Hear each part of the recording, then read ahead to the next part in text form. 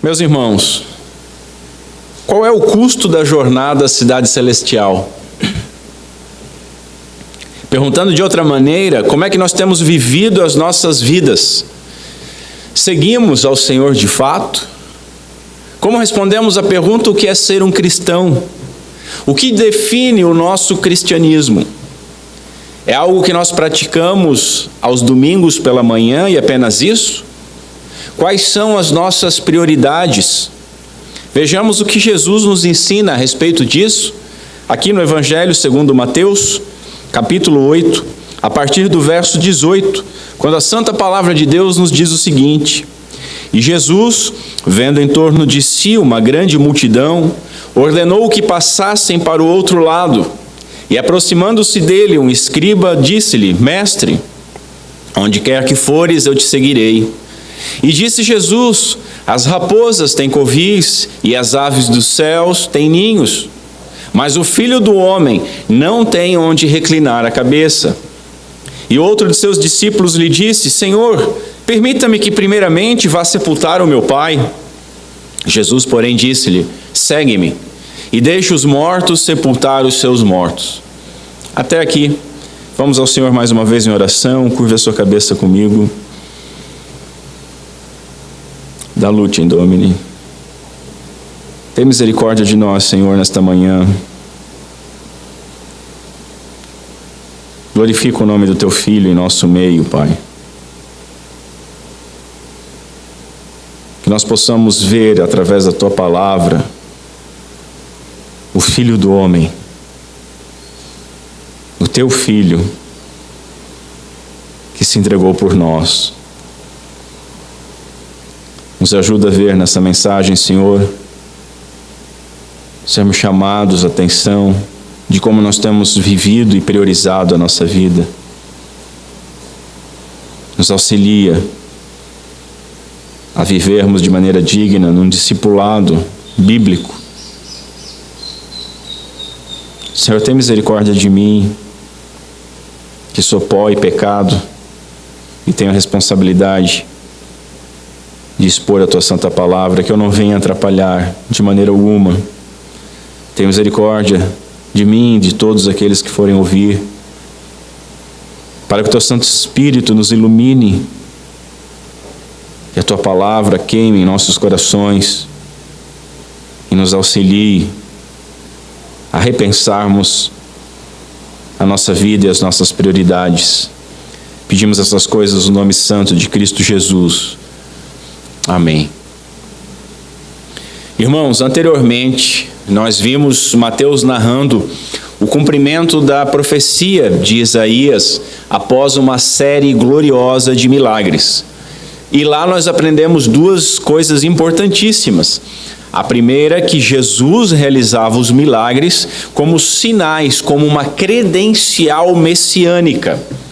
E que com a sua morte e com a sua ressurreição, Ele pagou a nossa dívida, que é o pecado.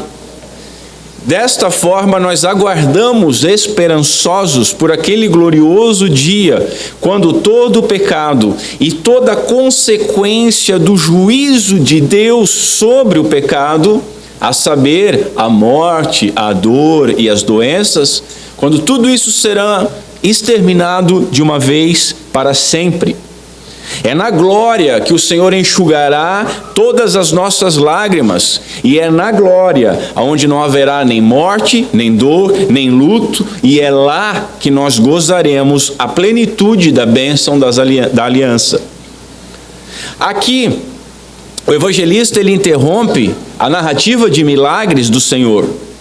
Nós encontramos Jesus ordenando os discípulos a tomarem um barco e irem para outra margem.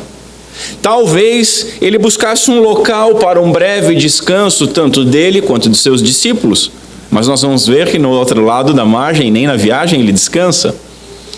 O apóstolo ele não especifica a época dessa passagem, ele apenas diz que foi em uma das ocasiões em que as multidões rodeavam a Jesus. Nós, observando Marcos e Lucas, Após a cura da sogra de Pedro, Jesus se dirige ao deserto. Então nós sabemos que não é cronológico, né? Mais uma vez, Mateus reúne de forma temática o seu evangelho. Diante da multidão, Mateus insere então essa passagem para demonstrar tanto a natureza simples do ministério de Jesus, quanto a qualidade dos discípulos que ele busca. E isso nos interessa. Após a manifestação de um grande poder do Senhor, Cristo continua o tema que Mateus inseriu a respeito do sofrimento e renúncia, com aquela assombrosa declaração da citação de Isaías: ele tomou sobre si as nossas enfermidades e carregou as nossas doenças. Embora seja o próprio Jesus que sofre em nosso lugar, nós aprendemos que os seus discípulos, eles também sofrerão nessa jornada e não podem se dar ao luxo de não sofrer, porque no mundo nós teremos aflições. Irmãos, uma má interpretação daquilo que é chamado como a grande comissão no final do Evangelho de Mateus tem gerado uma dicotomia errada da prática cristã. Lá está escrito: portanto, ide, nas nossas traduções, portanto, ide, fazei discípulos de todas as nações. E isso tem sido entendido como destinado a uma certa casta de cristãos. Parece dar a impressão, vendo por essa perspectiva, que o discipulado cristão ele é mais duro para algumas pessoas que terão de ir, enquanto que outros, convenientemente, apenas participam dos cultos dominicais, dão suas ofertas, leem a Bíblia de vez em quando. Mas veja, nós não fomos enviados especificamente, mas generalizadamente, Não é específico o nosso envio, mas é generalizado, porque o verbo da oração é ir e não... o verbo da oração não é ir, mas é fazer. Então o que Jesus está dizendo lá, e seria de forma melhor traduzida, é indo fazei discípulos. Indo fazei discípulos. E assim, de maneira geral, nós concluímos que todos nós vamos. Todos nós estamos indo. E devemos então viver aonde nós formos como discípulos missionários. Aonde quer que Deus nos coloque. Seja no Zimbábue ou no Alasca, seja como um empresário ou um missionário, seja estando no nosso escritório ou nas nossas escolas, seja trabalhando ou estudando. Aonde nós estivermos, nós devemos fazer discípulos e viver e ensinar as coisas que Jesus ensinou. Ao entrarmos pela porta estreita, nós devemos todos morrer para o nosso próprio eu. O velho homem, ele necessita morrer na cruz com Cristo. E assim, meus irmãos, todos caminhamos por um caminho estreito, apertado, buscando com todas as nossas forças obedecer à totalidade dos mandamentos de Deus com o auxílio do Espírito Santo. E a totalidade dos mandamentos, eles são sintetizados em amar a Deus sobre todas as coisas e ao próximo como a nós mesmos. Meus irmãos, não há nada mais importante que nós sermos fiéis a Cristo, se nós somos verdadeiramente crentes. E assim, o texto hoje nos ensina que o rei veio em humildade e que os seus seguidores devem segui-lo por um caminho de serviço humilde, analisando o custo da empreitada e sabendo que essa jornada deve ter prioridade urgente, ou seja, nada, em absoluto nada deve atrasar-nos. Ele é o Senhor que determina o caminho dos seus servos. Ele determina as nossas demandas urgentes e os sacrifícios que nos são necessários.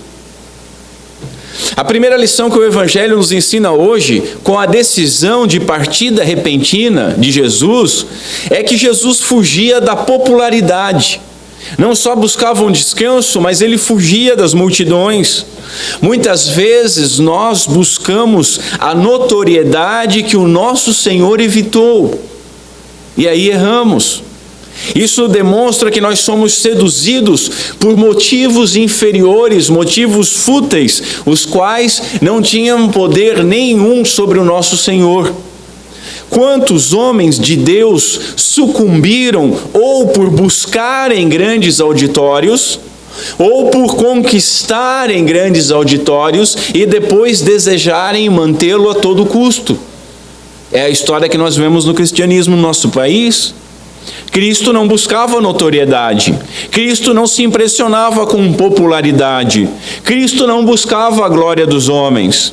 Com grandes multidões seguindo, não faltavam, obviamente, candidatos ansiosos para seguir esse novo mestre, esse novo ensino, esse mestre poderoso, cheio de palavra perscrutadora e sinais e maravilhas. E é nesse contexto que as 3 declarações solenes do Senhor são proferidas e nós vamos vê-las agora. Então vejamos em primeiro lugar, o nosso Senhor, Ele é o Filho do homem.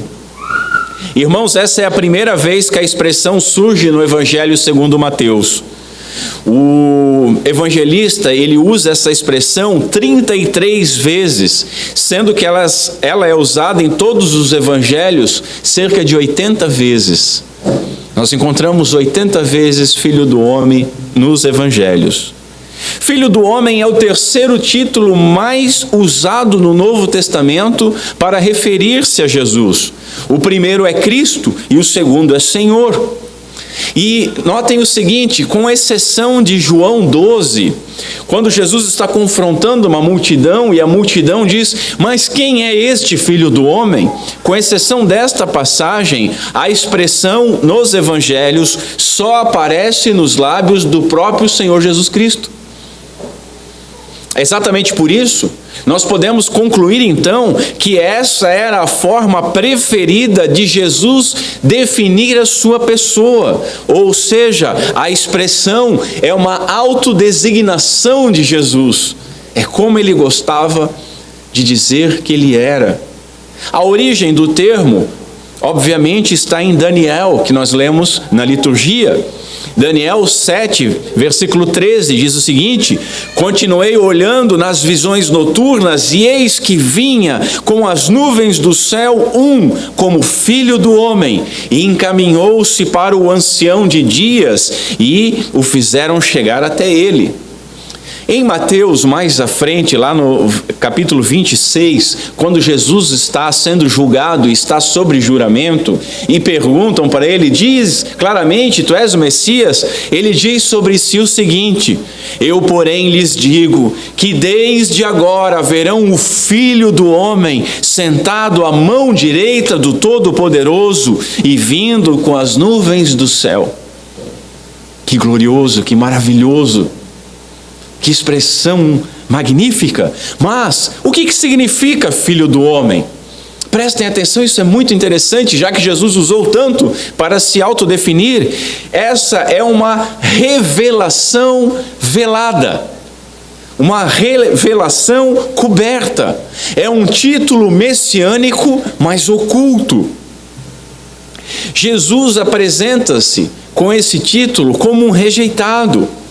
Logo após a narrativa de milagres e de curas, onde Cristo mostrou o seu poder sobre todas as coisas, sobre todas as enfermidades, sobre o tempo e tudo mais, nós o encontramos descrito agora como aquele que nada tem e que nada possui. O Filho do Homem é, a um só e mesmo tempo, o homem de dores e o Senhor da glória. O Senhor, o Filho de Deus, poderoso em ações e em palavras, é ao mesmo tempo o servo sofredor. É o homem que migra pela terra como um sem-teto, sem pátria e desprezado. Contudo, Contudo, nós não podemos afirmar que o título signifique apenas humildade. Lembra que eu falei que revela de forma velada? Pois a referência aqui, apontando para Daniel, lá no texto de Daniel, nós vimos Jesus é recebido, exaltado nos céus para um reinado eterno, para algo glorioso. Esse é um título que revela a exaltação, velada, porque as pessoas não puderam e não podiam compreender. Humilde, porque o custo dessa exaltação foi a sua humilhação. Que título glorioso! O Senhor usou bastante esse título porque ele expressava os dois lados da sua natureza una. As limitações e os sofrimentos que estava sujeito durante a sua existência terrena como homem real, 100% homem, e por outro lado também sugere a sua transcendência, o ser totalmente o outro, aquela transcendência que será vista em toda a sua glória quando o Filho do Homem vier para o juízo nas nuvens do céu, reivindicando então os seus direitos de propriedade sobre todos os reinos, o Rei dos Reis. Observe os títulos de Jesus ao longo do Evangelho. Primeiro, Filho de Deus, que ele recebeu no seu batismo e expressava o seu relacionamento com Deus. Depois, Filho de Davi, que definia o seu relacionamento com o povo de Israel. E o terceiro, Filho do Homem, que expressa o seu relacionamento com toda a humanidade. Ao se denominar assim, Jesus ele se declarou como o Messias, não abertamente, não usando esse nome de Messias, mas ele estava dizendo: eu sou o Messias, o Filho do Homem. Então essa expressão tanto revela quanto esconde. E Jesus expõe tanto o frágil e mortal homem como o poderoso Deus. John Piper, ele está convicto que uma das razões pelas quais Jesus gostava de ser chamado de Filho do Homem foi que tinha um som de mortalidade nesse nome. Os homens podem morrer, e é por essa razão que ele tinha de ser homem. O nosso resgate dos nossos pecados só poderia ser pago pelo Filho do Homem, porque o resgate era o preço de uma vida. Conforme a gente vê em Marcos capítulo 10, pois nem mesmo o Filho do Homem veio para ser servido, mas para servir. Eu amo isso. E dar a sua vida em resgate por muitos. Que verso! O Filho do Homem, o Todo-Poderoso, veio para servir. Em segundo lugar, e até esquentou, com licença, senhores. Em segundo lugar, olhando para os homens, motivações erradas criam entusiastas e não discípulos. E o nosso Senhor busca discípulos. Jesus aqui ele vai lidar com dois temperamentos diferentes. Um rápido e ansioso e o outro lento e pesado. E as suas instruções, elas são adequadas para cada um deles. E o puritano Matthew Henry diz que preparadas para o nosso uso. Aprendemos uma coisa aqui, que desde o início do cristianismo havia pouca sinceridade por parte daqueles muitos que o seguiam. Isso nós vemos, infelizmente, até nos dias de hoje. Toda a multidão, meus irmãos, toda a multidão, ela é cheia de deslumbrados e curiosos. E nós encontramos pessoas com essas mesmas características, infelizmente, hoje, nos corredores das nossas igrejas. Deslumbrados e curiosos.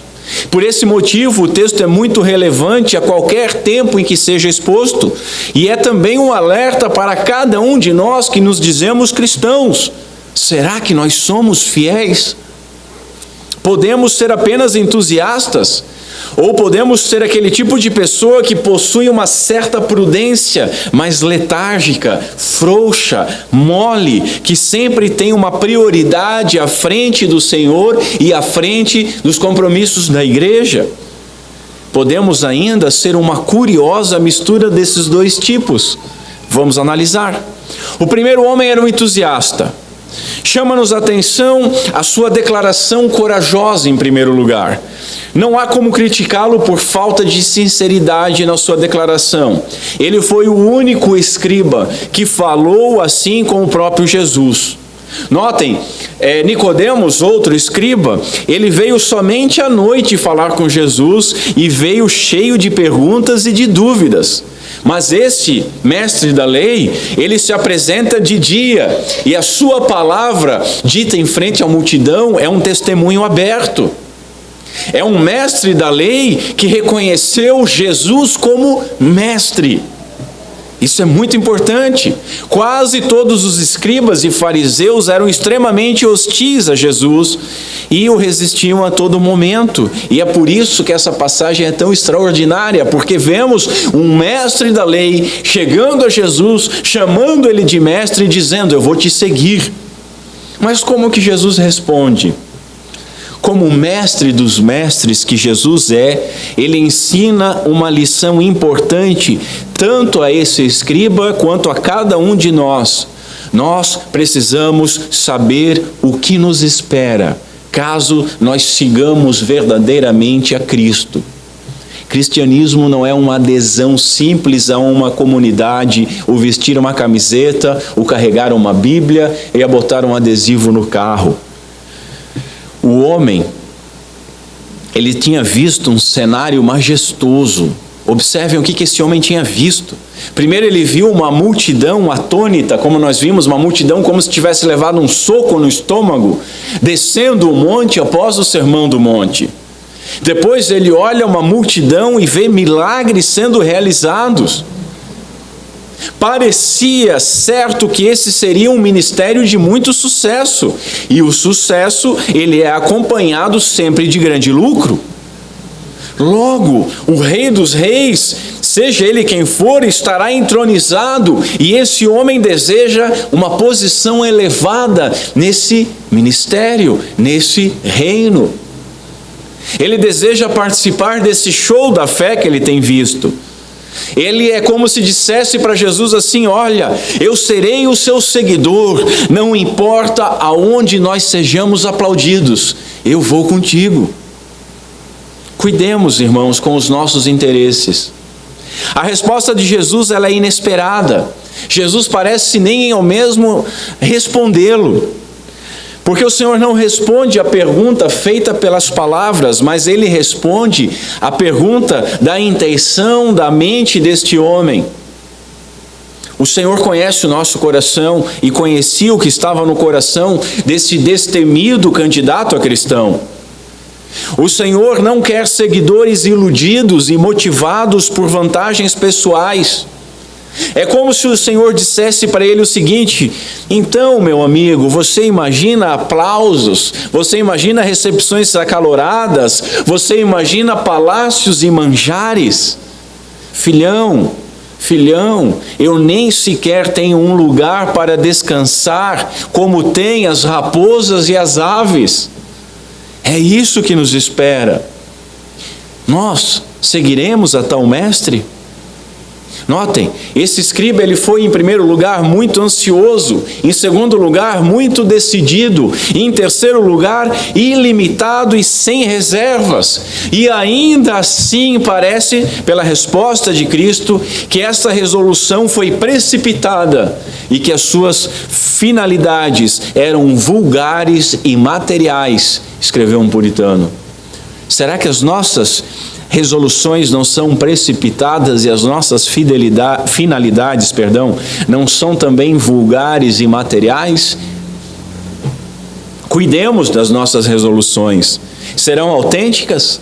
Serão corretas? Serão realmente cristãs? Portanto, meus irmãos, nós precisamos calcular o custo.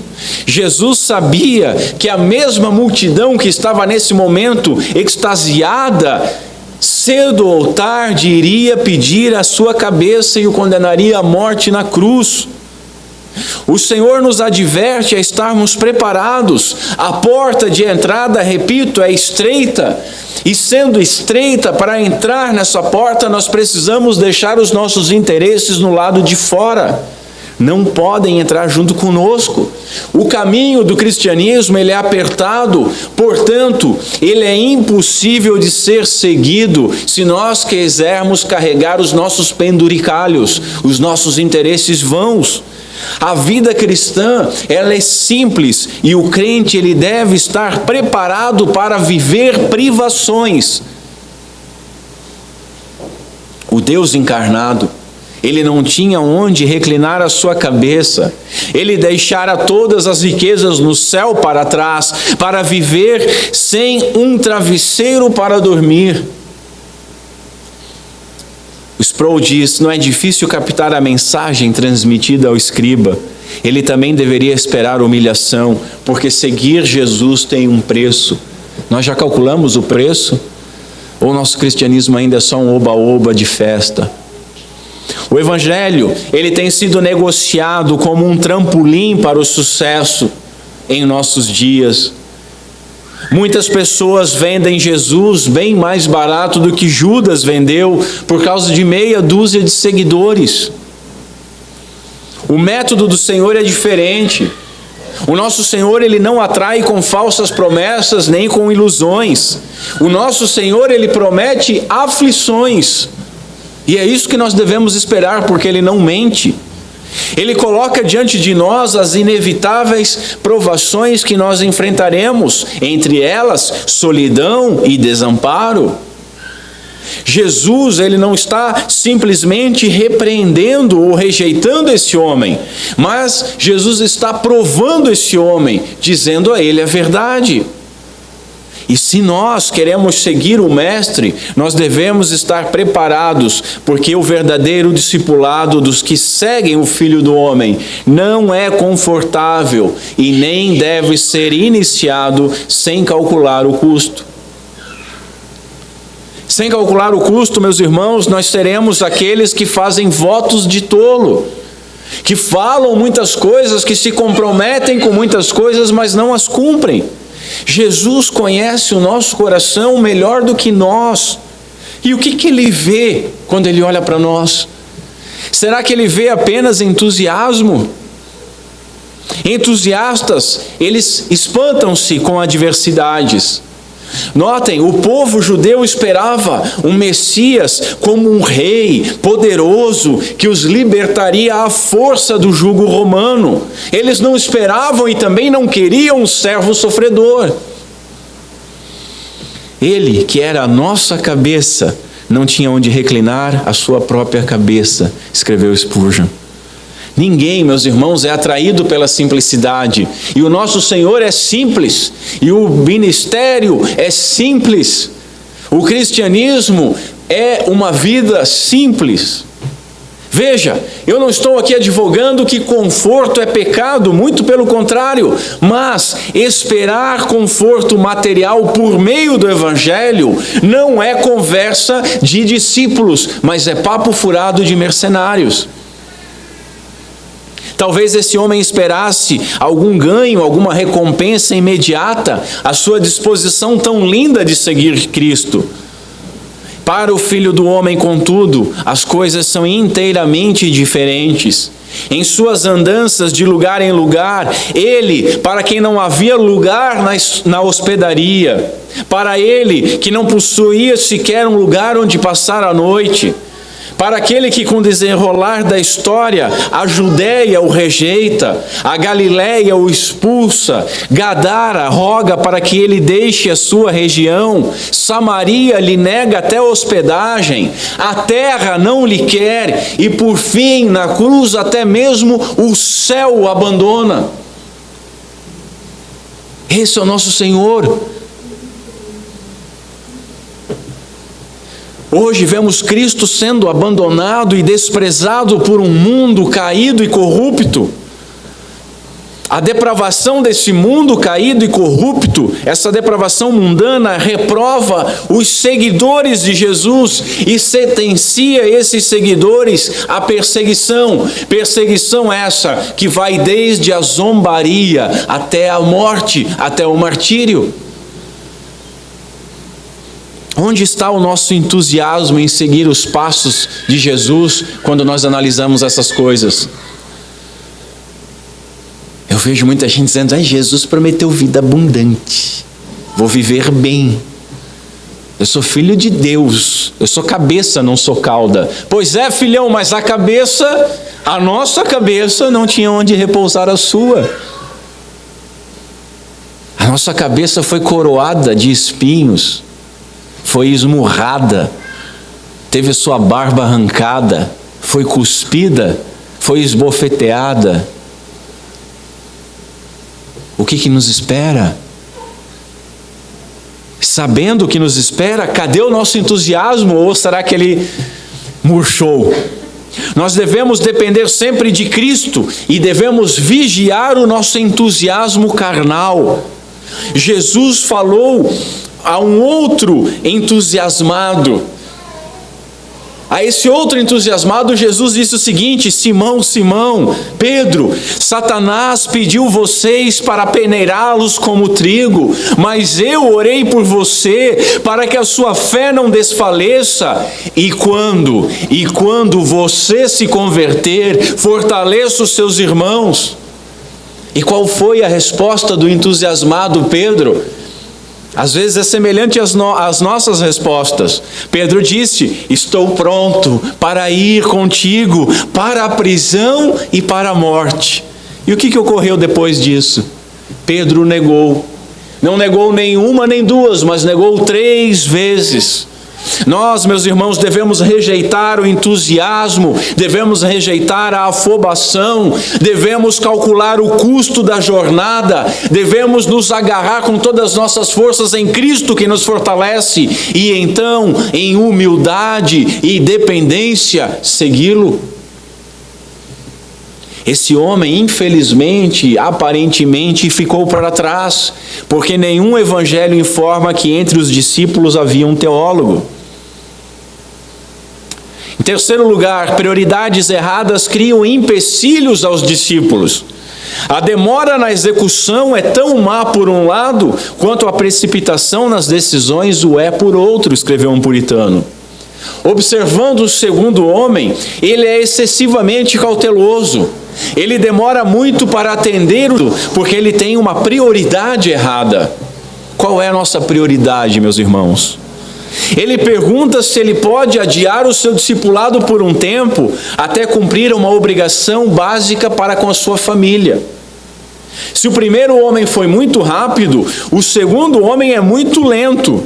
Ele não estava pronto para começar naquele momento. Ele gostaria de fazer uma outra coisa primeiro.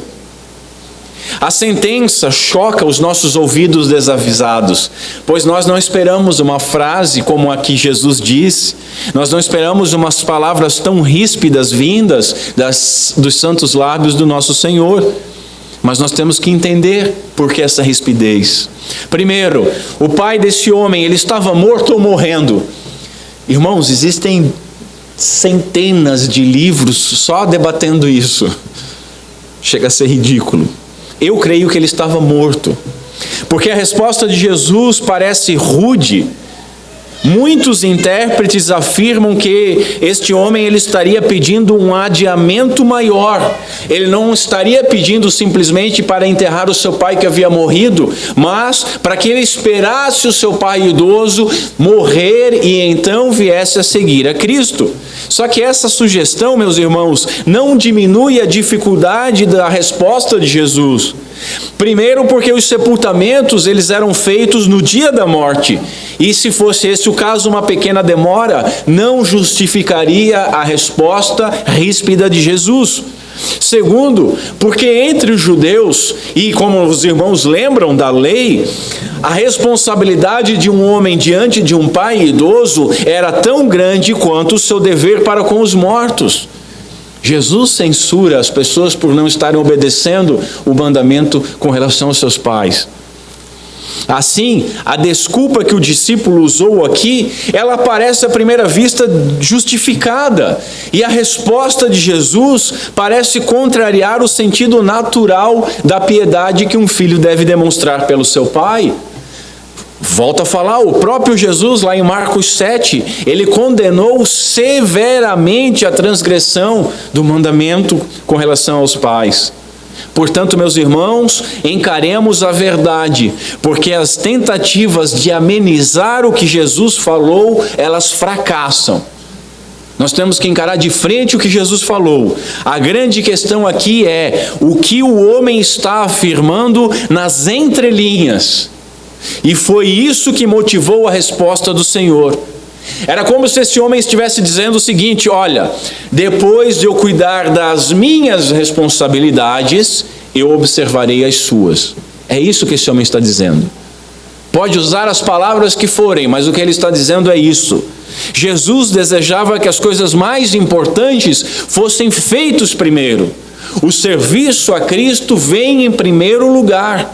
E assim, meus irmãos, nós devemos compreender que Jesus, ele não está nos mandando desprezar as nossas famílias. Esse texto é usado para isso, tá? Em algumas seitas. Jesus estava tanto proibindo o comparecimento deste homem ao funeral do seu pai, como ele estava advogando autocastração no Sermão do Monte. E nós sabemos que ele não estava advogando autocastração lá. Ele não estava proibindo também esse homem de ir ao funeral do pai. O que ocorre é que Jesus nos chama a um compromisso que deve ser sem reservas. Quando Jesus nos chama, nós devemos responder sem mas, não cabe, sem depende, sem espere um pouco. Portanto, o ponto não é sobre esse homem ir ou deixar de ir cuidar de um assunto pessoal. O ponto é se o seu e o nosso coração tem assuntos particulares com maior prioridades do que estar com Jesus. Esse é o ponto. O Senhor, quando prepara os homens para o Evangelho, diz Agostinho, não quer que interponham nenhuma desculpa de piedade carnal ou temporal. Nenhuma desculpa de piedade carnal ou temporal. O nosso Senhor, ele não contraria a sua própria palavra. Ele não está sendo um Senhor severo e insensível. Ele não está ordenando diminuir o amor que nós devemos ter por nossos pais. Mas ele está mostrando que nada deve ser tão urgente para nós quanto nós nos ocuparmos com os negócios celestiais. É lá que nós devemos depositar os nossos tesouros. É para isso que nós devemos trabalhar. Meus irmãos, Deus é zeloso de sua glória, e sabendo disso, nós, como servos, nós não podemos deixar as ordens do Senhor para depois. Servo não diz ao seu senhor, espera um pouquinho, deixa só eu fazer um negocinho aqui e já vou. O nosso Senhor não admite idolatria porque Ele é zeloso da sua glória. E meus irmãos, qualquer coisa que tenha a nossa prioridade é um ídolo. Podem ser coisas moralmente aceitáveis ou nobres, como a nossa família ou o nosso trabalho, mas se está à frente do Senhor, é ídolo. Jonathan Edwards, puritano, escreveu o que eu vou ler, mas ele escreveu sobre um homem não regenerado. Mas infelizmente eu temo que ele poderia estar descrevendo muitos que se encontram em nossas igrejas nesse dia do Senhor. Diz ele: quão comum é o fato das afeições humanas serem muito mais exercitadas e aplicadas a outros assuntos do que na religião. Em assuntos relacionados ao interesse mundano dos homens, seus deleites aparentes, sua honra e reputação e suas relações naturais, o coração deles é sensível e sensato, é facilmente tocado, profundamente impressionado, bastante preocupado, muito sensivelmente afetado e fortemente dedicado. Não é a descrição? Não é a nossa descrição dos assuntos e relações naturais que envolvem a família, ou quando envolve a nossa honra, ou os nossos deleites, ou a nossa reputação, ou qualquer outro interesse mundano. Nós notamos hoje os crentes com muitas ocupações que não permitem a sua devoção particular. Nós notamos hoje os crentes com muitas ocupações que não permitem que eles venham aos cultos. E em breve, essas ocupações não permitirão que essas pessoas se comportem como cristãos, porque uma coisa leva a outra. Quando você bota ídolos na frente do Senhor, você começa a idolatrar outras coisas, e para manter essa idolatria, você começa a virar as costas e a negar o Senhor, e começa a viver como qualquer pessoa natural, caída, depravada, do meio que você está inserido. E em pouco tempo ninguém mais te reconhece como um cristão, a não ser por um rompante de espiritualidade aqui ou ali, cheio de hipocrisia. A falta de tempo livre, escreveu um puritano, vem da falta de disposição. Nós não temos tempo para o Senhor porque nós não temos disposição para o Senhor, porque nós temos outros interesses. O abandonar o barco que Pedro e João fizeram não precisa ser imitado literalmente, irmãos. Nós não precisamos e nem devemos abandonar os nossos empregos ou as nossas famílias. Mas o que nós não podemos é abandonar o cristianismo por causa dos nossos empregos, por causa das nossas famílias ou de qualquer outro interesse secular. Nós devemos, comparativamente, desconsiderar os nossos parentes mais próximos quando eles entram em competição com Cristo, com aquilo que fazemos por Ele, ou com os sofrimentos que nós devemos enfrentar por amor a Ele, escreveu outro puritano. Quantas vezes nós deixamos de fazer as coisas para não magoar um parente nosso? Jesus usou uma linguagem paradoxal aqui na sua resposta, como no capítulo 16 ele vai usar. Lá ele ordenou nós perdermos a vida para encontrá-la nele. E aqui ele ordena que se deixe os mortos o que? Espiritualmente, sepultarem os próprios mortos, os mortos fisicamente. Deixe esses assuntos com quem não tem interesse mais importante. Você tem. Nossa tendência é deixar o nosso compromisso com as coisas do reino em segundo plano, pelos mais diversos e simples motivos. Nem sempre são tão dramáticos como o exemplo desse caso, o que nos deve ensinar, portanto, que eles são sempre motivos banais, carnais, temporários, mas que infelizmente para nós acabam sendo poderosos o suficiente para nós colocarmos eles na frente da religião. Nosso Senhor repetiu a ordem: segue-me. Outros podem enterrar os mortos. Esse discípulo devia obedecer às ordens do Senhor. Os homens que não são regenerados são mortos e são muito capazes de participar das atividades relativas aos mortos, como um funeral, escreveu Spurgeon. Agora, os homens que estão vivos, que foram regenerados, têm coisa mais importante para fazer.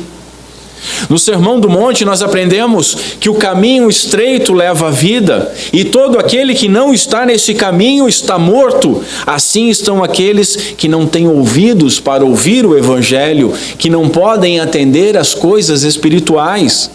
O cristão, por outro lado, passa a ser visto pelo Senhor como alguém vivo. E a estes que estão vivos é exigido que tudo mais seja deixado em segundo plano. Não é necessariamente abandonar, não é necessariamente jogar fora, mas colocar na perspectiva correta, em segundo plano. Aos vivos, aos regenerados, cabe o viver e o proclamar o Evangelho. Vemos aqui uma questão de prioridade. Jesus estava partindo em um barco para outra margem, e se esse homem queria estar na companhia de Jesus, ele deveria partir com ele agora, isso é óbvio. Do funeral ou de outras demandas, que outros cuidem.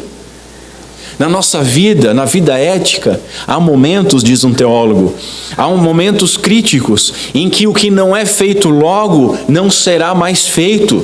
O vento está soprando e uma vez que passou, o veleiro não se lança mais ao mar. Irmãos, qual desculpa nós temos usado para não obedecermos o Senhor Jesus? Qual é a nossa desculpa para atrasarmos o nosso discipulado? Os nossos motivos são razoáveis? O pedido desse homem parecia razoável e mesmo assim ele não era apropriado.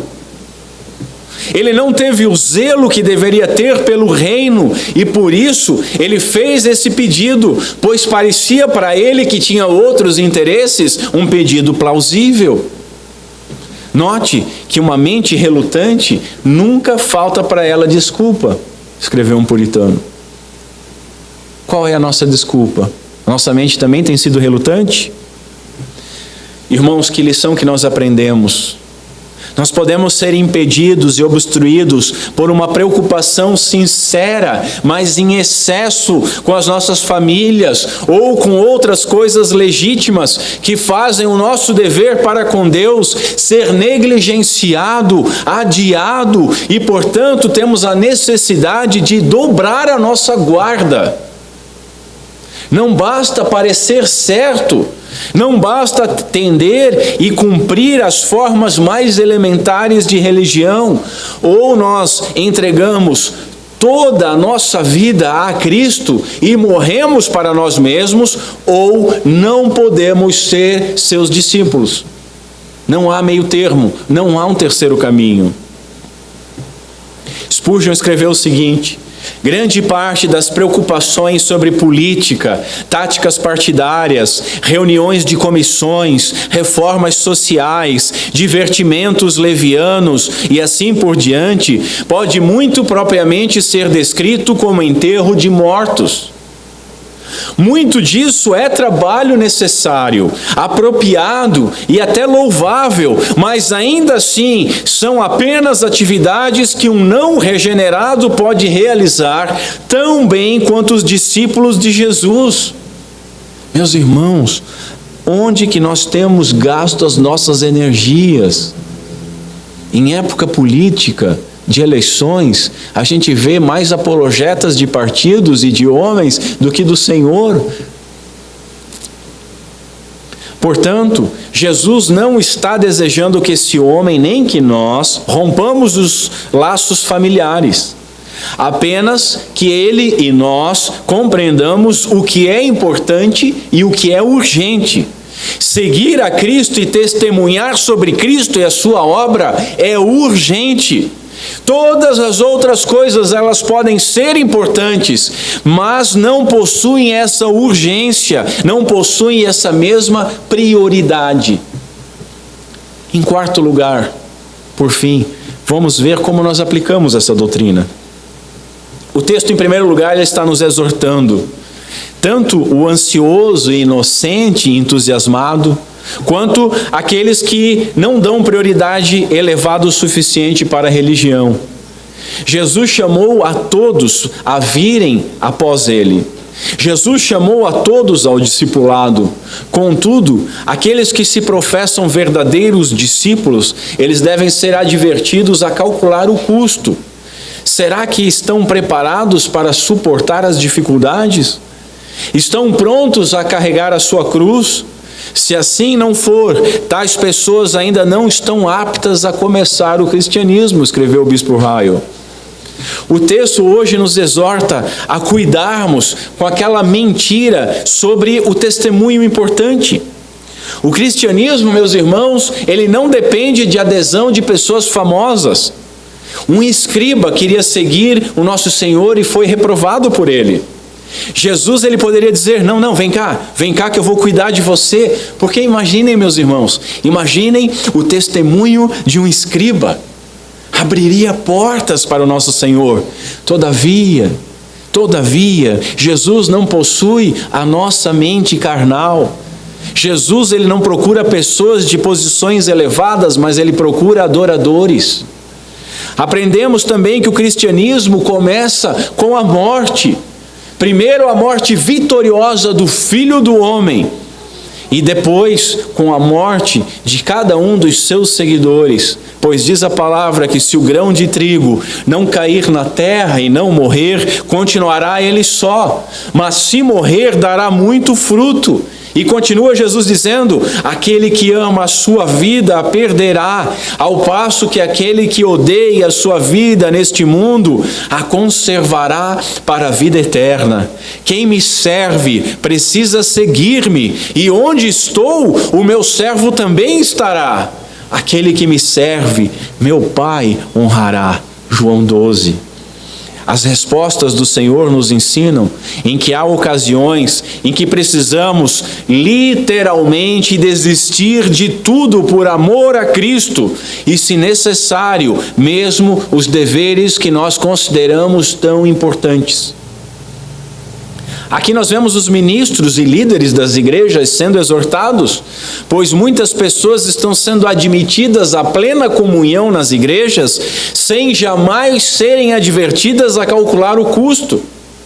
Novamente eu cito o Bispo Raio, que diz o seguinte: de fato, nada tem feito maior dano ao cristianismo do que a prática de encher as fileiras do exército de Cristo com qualquer voluntário. Nós podemos ser até acusados por alguns de estarmos limitando o acesso ao Evangelho, mas esse é o ensino bíblico. Muitas pessoas estão preocupadas com a quantidade e não com a qualidade. Claro, todos queremos quantidade. Mente muito aquele que diz que não quer a sua igreja cheia ou que não quer a sua igreja grande. Mas, infelizmente, se tem esquecido que os números apenas não significam poder. Pode haver uma grande quantidade de mera religiosidade externa, enquanto há muito pouco da verdadeira graça. Irmãos, nós não podemos esquecer isso, advertiu um grande homem de Deus. Em segundo lugar, devemos nos avaliar. Encontramos aqui um notável exemplo da sabedoria do nosso Senhor ao ensinar aqueles que manifestam a disposição de se tornarem cristãos a calcular o custo de ser cristão. O discipulado cristão, ele não pode ser desfrutado por aqueles que se achegam ao cristianismo por aquilo que Bonhoeffer chamou de uma graça barata, uma graça sem custo, uma graça sem obediência, sem discipulado. A graça autêntica, ela nos leva e ela nos capacita ao custo de um discipulado difícil, onde se entra por uma porta estreita e se segue por um caminho apertado, mas que por fim nos leva à cidade celestial. Devemos lembrar que somente o crente obedece, e somente aquele que obedece é que é crente, diz Bonhoeffer. Assim, Jesus prova a fé dos seus professos discípulos. Seu chamado para nós todos foi: tome a sua cruz e siga-me. Esse é o chamado de Jesus. Não foi: entre no gozo do Senhor, porque um é consequência do outro, e sem o primeiro nós não encontramos o segundo. Sem tomar a cruz e seguir a Cristo, não há entrada no gozo do Senhor. A vida abundante não vem antes das aflições.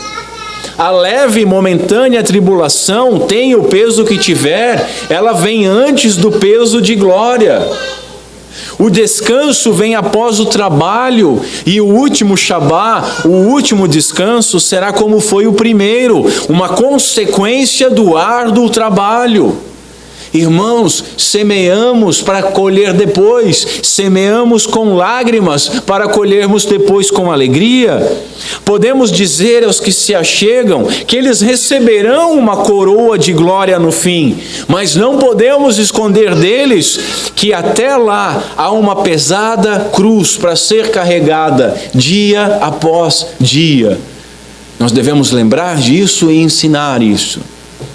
Contudo, Quão insensível e indiferente a maioria dos homens é acerca das grandiosas coisas do outro mundo. Olha o que Jonathan Edwards escreve: quão pesado e duro é o seu coração em tais assuntos. Nisso, o seu amor é frio, os seus desejos são anêmicos, o seu zelo é pouco e a sua gratidão é pequena. Como podem sentar e ouvir falar da infinita altura, profundidade, comprimento e largura do amor de Deus em Cristo Jesus, dele haver dado o seu Filho, infinitamente amado, para ser oferecido como sacrifício pelos pecados dos homens, e tudo isso feito pelos inimigos, para redimi-los dos merecidos tormentos eternos e para trazer-lhes a alegria e glória indizíveis e eternas, e ainda assim serem frios, pesados, insensíveis e descuidados. Qual tem sido a nossa resposta ao Senhor, meus irmãos? A nossa resposta tem sido: eis-me aqui?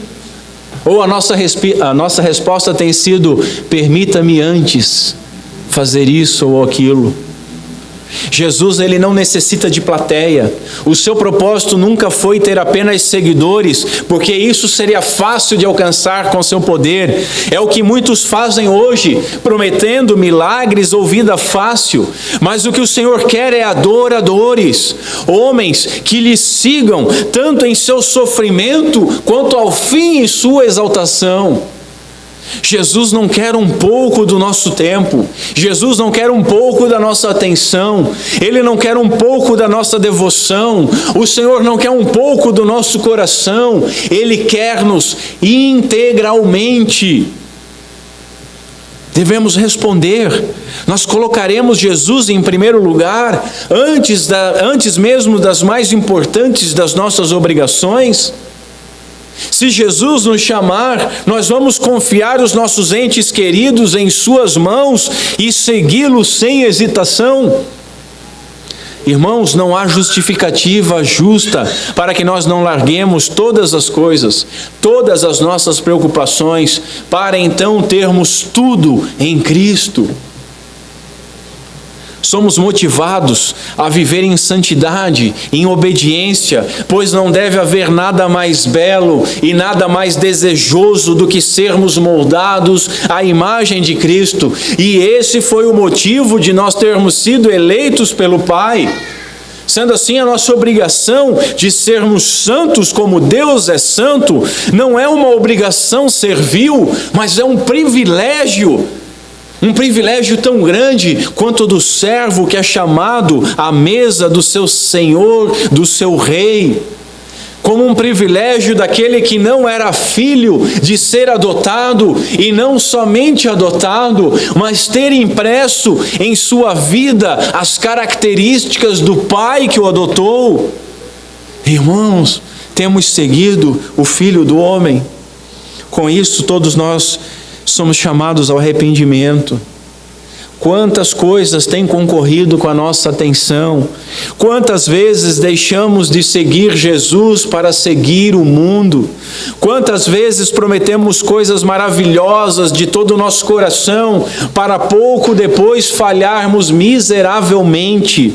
Quantas vezes nós pedimos, ou pior que isso, simplesmente viramos as costas para uma caminhada que foi proposta pelo nosso Senhor? Quantas vezes nós gememos diante da dor, pois nós esperávamos aplausos e facilidades? Quantas vezes nós suspiramos de saudade de coisas que nos afastam do Senhor? Quantas vezes esquecemos que o Filho do Homem voltará com poder e glória para julgar a todos, e por vermos apenas as dificuldades e o caminho humilde que Ele nos propõe, nós acabamos achando que a humildade de Cristo é fraqueza em nos fazer bem. Quantas vezes queremos a dianteira da vida, posição que não nos pertence? Quantas vezes nos preocupamos com aquelas coisas que nos distraem, que distraem os mortos, e as desejamos mais do que aquelas coisas que nos pertencem? Quantas vezes estamos mais preocupados com o nosso conforto, com a nossa segurança, com a nossa moral, do que em servir e anunciar o nome do nosso Salvador? Quantas vezes nos interessamos mais pelos direitos do que pelos deveres? Portanto, meus irmãos, arrependamo-nos. Peçamos perdão confessando o nosso vergonhoso fracasso. Peçamos perdão confiando na fidelidade de Deus. E que o Espírito Santo traga aos meus e aos seus olhos lágrimas sinceras. Que Ele dilate os nossos corações à obediência. Que Ele mude as nossas afeições para seguirmos ao Senhor que palmilha um chão de vale de lágrimas da nossa peregrinação. Que Ele nos enche os corações com motivações celestiais e os nossos lábios com ação de graças, para que nós anunciemos o Filho de Deus que deu a vida para salvar os homens. Meus irmãos, o Senhor nos chama amorosamente e nos capacita a seguir os seus passos. Finalmente, nós encontramos aqui nesse texto muito consolo. A graça que nos chamou e salvou é a mesma que santifica e mantém. Nós não somos aceitos pelos nossos méritos, não somos aceitos pela nossa pronta obediência, não somos recebidos porque merecemos. O mérito é de Cristo, a justiça é de Cristo, e Deus Pai nos aceita em Cristo. Quando nós tropeçamos, Ele nos segura. Quando nós caímos, é Ele que nos ergue. Quando nós nos afastamos, é a sua disciplina que nos traz de volta, às vezes sobre o peso do cajado. Quando nós cansamos, é Ele que nos fortalece. Quando nós choramos, é Ele que seca as nossas lágrimas. Quando compreendemos que sozinhos nós estamos perdidos, Ele nos chama a acompanhá-lo com essa promessa: eu venci o mundo. Vocês vão ter aflições, mas eu venci o mundo. Irmãos, nós não nos achegamos ao cristianismo por opção da nossa vontade. Aquele escriba, ele queria seguir Jesus, e Spurgeon diz que queria seguir sem ser chamado, pois o Senhor não tinha dito a ele: segue-me. Aquilo que ele falou, que ia seguir a Cristo, foi o melhor fruto da natureza dele, mas não era resultado da graça. Veja, a nossa natureza é carnal, é humana, é corrompida.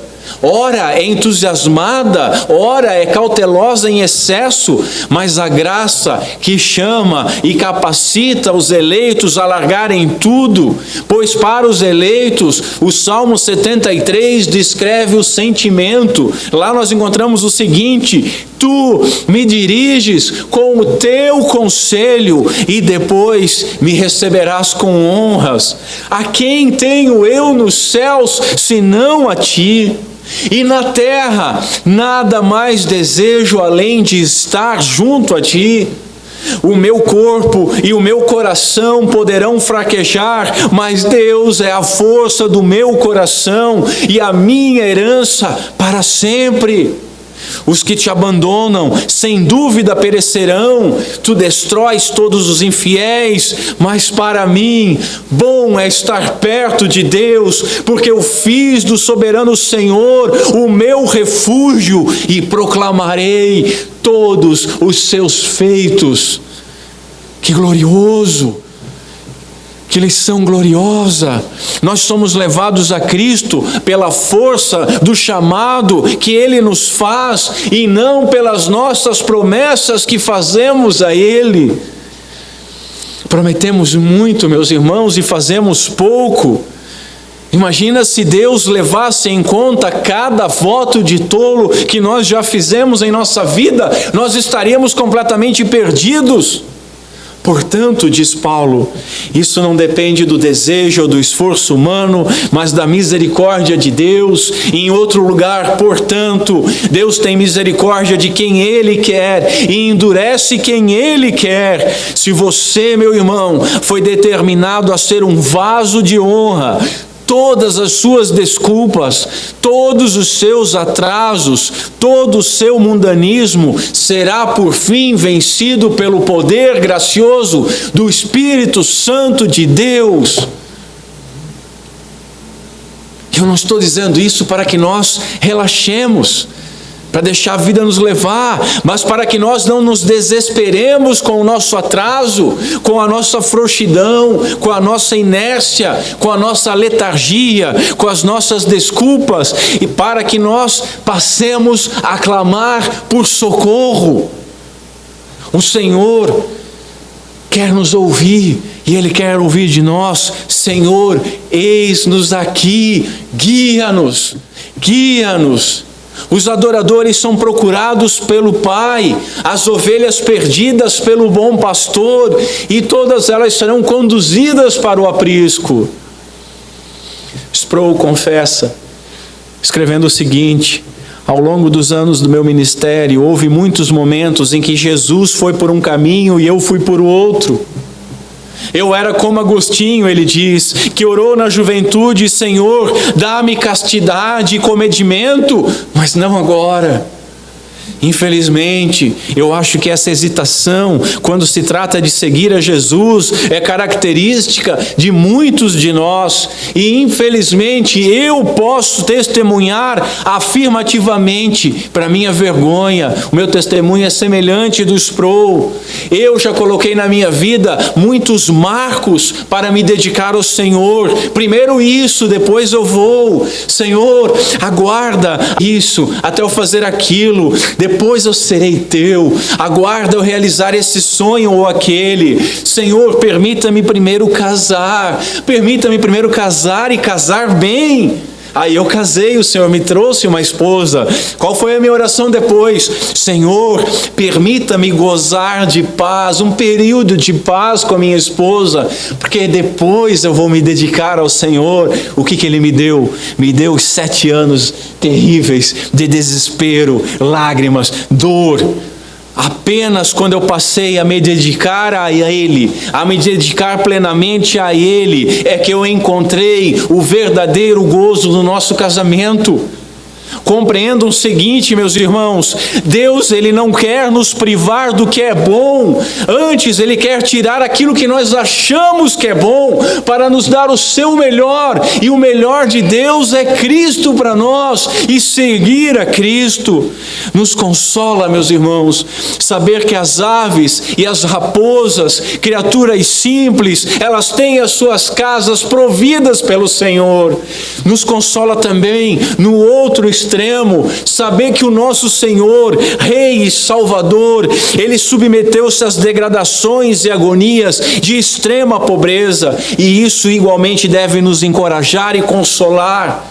O discípulo não pode ser maior que o seu mestre, e se o mestre nos chamou a um discipulado simples, vivamos com simplicidade, contentes e de bom grado. Se o Rei dos Reis se humilhou a esse ponto, qual é a penúria que nós lamentaremos passar em nossa breve e momentânea tribulação? Olhemos para o alto e vejamos como Daniel viu alguém semelhante a um filho de um homem vindo com as nuvens dos céus. Ele se aproximou do ancião de dias e foi conduzido à sua presença. A ele foram dados autoridade, glória e reino. Todos os povos, nações e homens de todas as línguas o adoram. O seu domínio é um domínio eterno que não acabará, e o seu reino jamais será destruído. Evidentemente, meus irmãos, evidentemente que a perfeição destas tarefas do discipulado cristão está tão longe de nós quanto está o Oriente distante do Ocidente. Mas, uma vez que fomos libertos da escravidão, do pecado, nós podemos obedecer. Uma vez que a nossa justiça é Cristo, Deus Pai aceita os nossos esforços, mesmo debilitados, mesmo com resultados tacanhos, pois não é sobre a nossa justiça, a nossa obra, mas é sobre a obra e justiça de Cristo que repousa a nossa salvação. O poder para realizar aquilo que Deus manda está no próprio Deus.